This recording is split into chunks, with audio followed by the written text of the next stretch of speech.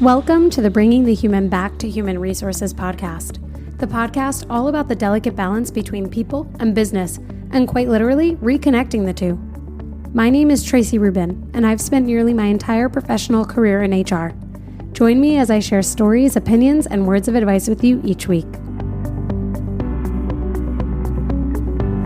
Hi everyone, this is Traci Rubin. Welcome back to the Bringing the Human Back to Human Resources podcast. I'm really excited for our guest this week. His name is Harrison Kim. He is the CEO of Pavestep, which is an intuitive performance management solution for businesses and teams. And what Pavestep does is it helps managers and employees share feedback and manage objectives more effectively. So in this week's episode, Harrison and I kind of dig into some common mistakes that managers make, performance management, engagement, especially in a remote environment. And Harrison has some really interesting insights and takeaways that I think you all are really going to enjoy. Let's get started. Welcome, Harrison. It's so nice to have you on the podcast. Hey, Traci. How are you? Doing well. I'm glad we can meet again. And I'm looking forward to those who listen to kind of hearing your perspective. But before we get into the questions, I'd love to give you an opportunity to introduce yourself. Great. So my name is Harrison Kim, and I'm the CEO of Pavestep. Pavestep is an intuitive performance management solution. Our software and workshops help managers and employees share better feedback with each other, manage objectives and goals easily, and streamline painful performance reviews. I'm calling from beautiful and less hectic New York City today. It's starting to get a little cold, so I've got to warm up a little bit. Yeah, get ready for the snow on Wednesday. Yeah, I hear it's coming, a big one. Oh, it's going to be a big, I can't wait. Not that there's anywhere to go or avoid going, but I personally will make sure that I get to walk in the snow because it's going to be my moment of happiness for the week. Yeah. And I'm originally from Canada, so snow kind of reminds me of home sometimes. That's we'll nice. see. Yeah. Wow. Well, we love a Canadian friend. I always tell my Canadian employees that there are friendly neighbors of the North. Yeah, absolutely. You're included in that. Perfect. Well, thank you so much for sharing a bit about yourself and what you do. I'd love to hear your perspective on what some common mistakes are made by managers when it comes to managing employee performance. Absolutely. So I think I often see a few things. One, managers don't clearly define or outline what quote unquote performance means. Whether you define performance as specific metrics using, OKRs or KPIs and or specific competencies or behaviors, defining performance is often something that gets overlooked. Managers just assume that their employees know how performance is defined, and yet when you ask them, they themselves often can't really define it clearly. So when you don't clarify, right, people tend to clock in, clock out, and crank it away in their jobs without actually understanding whether they're doing well or not. So that's, I think, a very common first mistake that I see. Secondly, they don't provide enough feedback, especially when it comes to development or growth-oriented feedback, because they're scared of offending or confronting their team members. While I absolutely realize that feedback isn't always easy, right? And it takes real time and practice to get better at it. I think most managers really underestimate how much feedback their team members want, positive or negative, especially with high performers. So that's something for managers to think about, is how they can really incorporate feedback in their day-to-day life.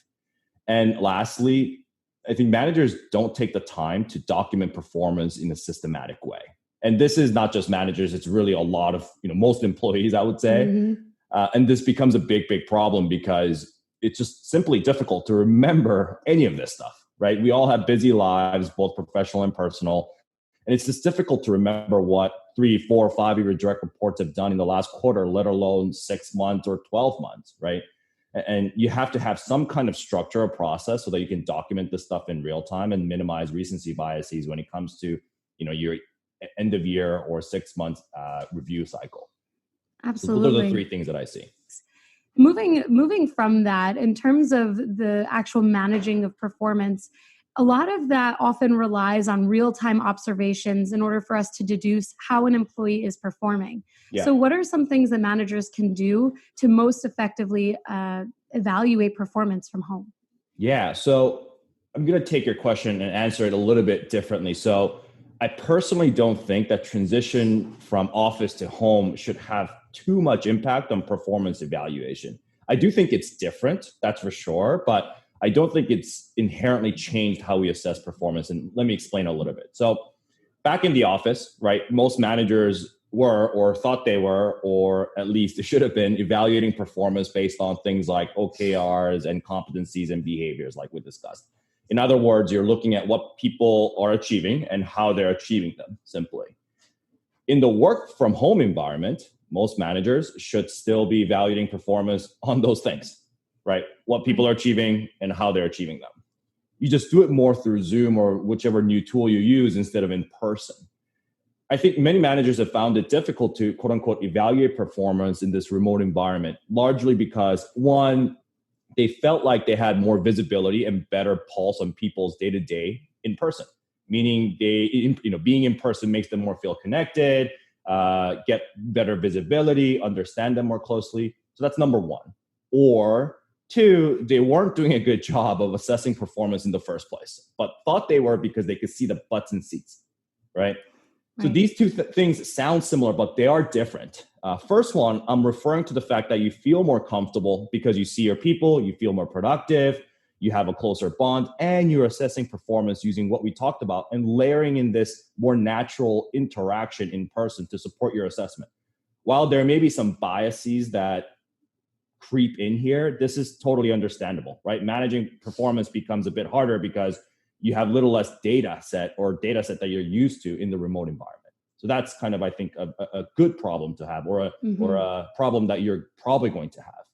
Right. The second one, unfortunately, is just managers who don't define and track performance clearly, and often view FaceTime as their go-to metric, intentionally or unintentionally, for performance evaluation. And for these managers, they were really never assessing performance properly in the first place. So and this is a pretty long answer, but said another way, right? It's not like you're looking at your direct reports, computers, and mouse movements in the office. Hopefully, right? That's not how you should. Right. So being at home versus being in the office shouldn't completely change the way you evaluate performance. I think the process is a little bit different, but the core shouldn't change that much. So I would answer your question slightly differently, right? Like, what can managers do to evaluate performance, period? And I think the answer is actually pretty similar to the last answer, right? One, define performance clearly. Two, have frequent touch points. And three, document everything in real time so that you can be as accurate as possible. Hopefully that answers your question. Yeah, it definitely does. I agree with you. I like the perspective and kind of the spin that you put on it, that actually the only thing that's different is that we're not sitting in an office together and we're sitting at home or wherever we're working from, in order to, deliver on whatever it is that our roles require. And I really like the perspective too on what managers can do to evaluate performance. Not that looking at it differently is the focus, but actually the focus is to actually evaluate performance and to do that consistently, whether you're working from home or not. And actually, as an employee, one of the reasons why I really like to work remotely is because there's not that pressure of, is my manager watching every move that I make? Even though my boss totally is not a micromanager and doesn't do that, I always that's one of my neuroses, right? It's like, oh my gosh, who's watching every move that I make? So I think that's to your point, that's one of the benefits, but also one of the reasons why it doesn't really change the way that we evaluate performance, because if a manager is going to micromanage or if a manager is going to be more hands-off, they're going to do that regardless.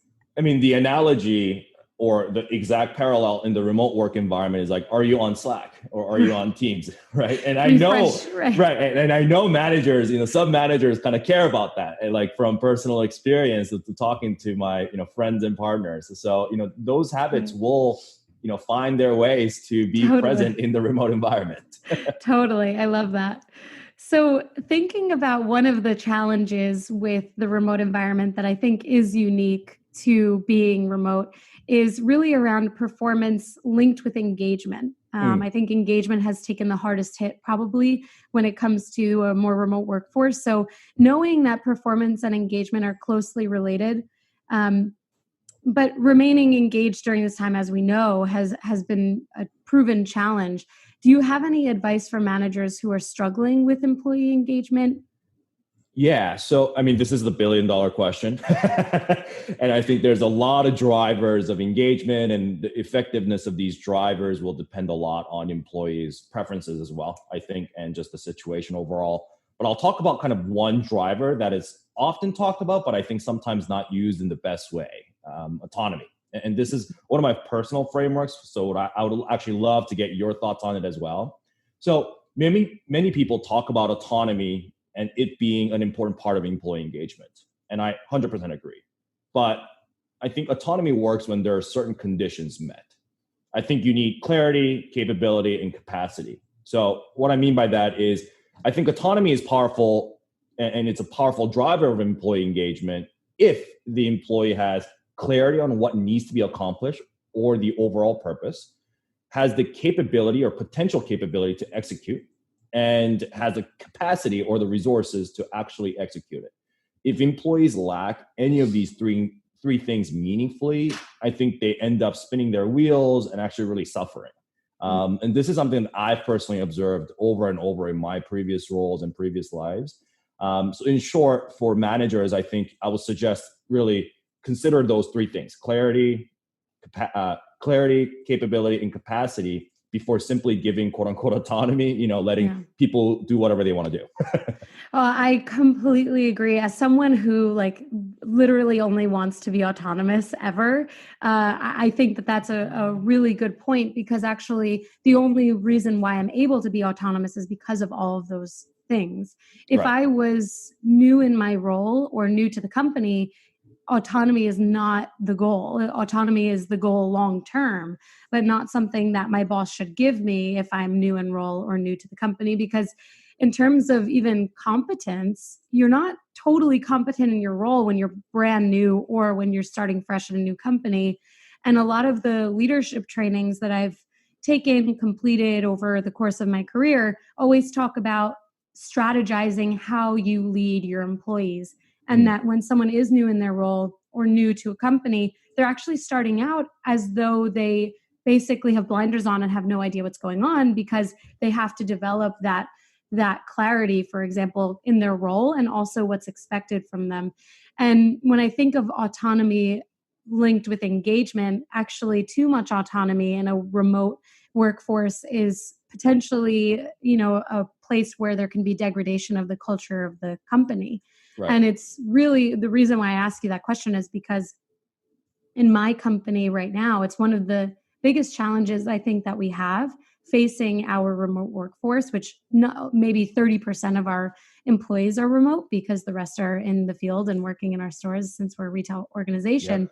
But it's been a real challenge to keep the culture and the momentum of the culture alive while people are spread super thin, and there are new challenges, and we're all remote. So I definitely can see your point on autonomy.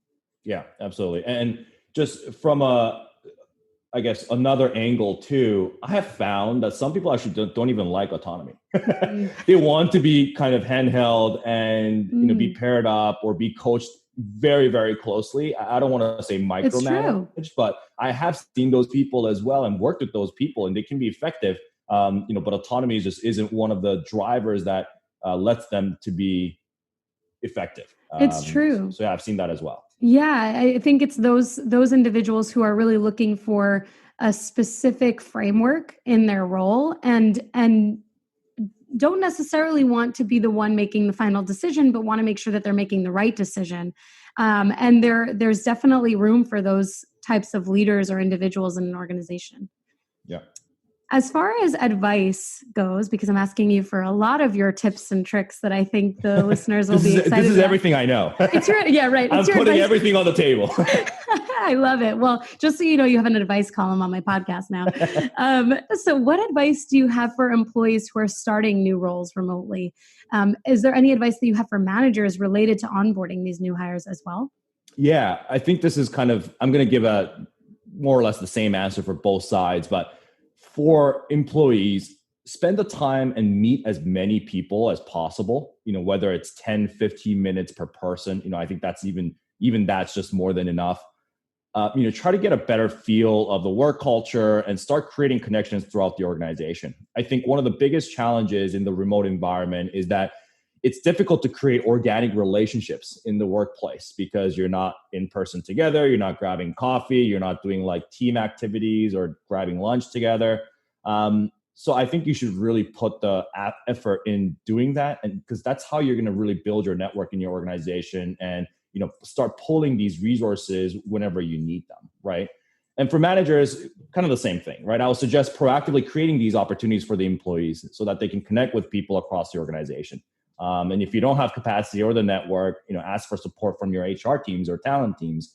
I think that would be something that would be really valuable for the employees who are new.